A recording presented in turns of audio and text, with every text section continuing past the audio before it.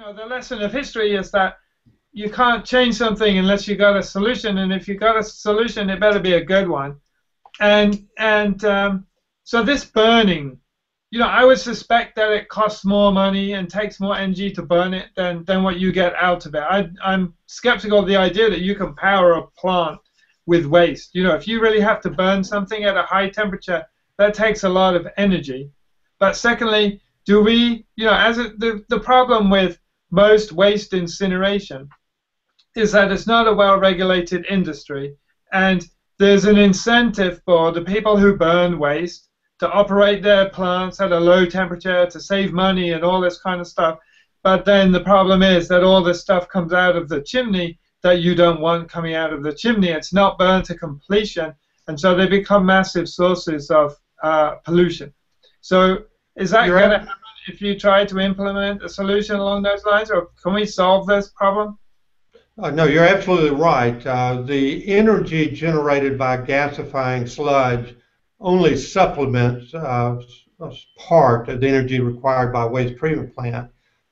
So there is an expense issue here, but it's not exorbitant, or it wouldn't be done like it's being done now, and it's used not only in the United States but elsewhere.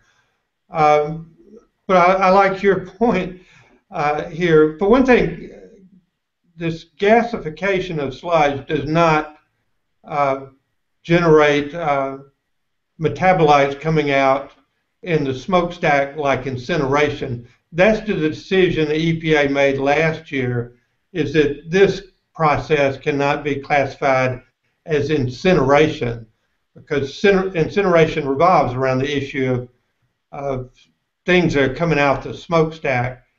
This actually takes it back down to CO2 and water.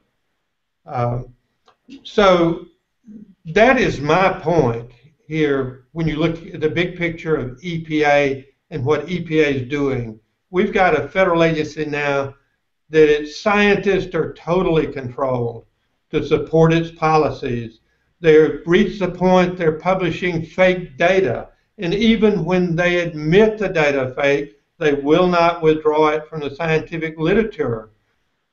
It's not just a cattle study. There are other fake studies out there. There's plenty of them, and they won't back down on them. When you look at their ability to regulate pollutants, they're regulating a handful of things and not doing a good job of that. I think we've got to shift. Their whole job as an agency is not doing fake research and regulating a few chemicals, but going around and making dang well sure that every sewage treatment plant has its gasification system working. They can do that, make sure the switch is on and not off. Check what's coming out the smokestack. It's easy to do. Let's give them a simple job to do and make sure they do it. It brings us back to the age-old question. Is it possible to do it right? And of course it always is. At the end of the day, a few corporations might not be making the money they really want, but the job needs to be done right. And in the long run, everybody wins when the job is done right. I think we can say that it's possible to do this right. It's possible to take the waste and to treat it in such a way that it is a benefit to society and not taking away from the whole. And if we start putting health concerns and the environment ahead of corporate profits and ahead of any kind of regulation that precipitates corporate profits, then we will have some really good solutions. And I want to thank you for your work, both of you, Dr. Latham and Dr. Lewis. And now I want to point out, too, that you are an official whistleblower, correct, Dr. Lewis? That's right, and I actually am co-director of the National Whistleblowers Center, their leadership council. Their website is simply www.whistleblowers.org. They do a fabulous job of working on Capitol Hill with both sides of the aisle on these issues. They were key to bring about 2 science committee hearings on EPA's retaliations against me over the sludge issue. And they're still very active today, working on these and other issues.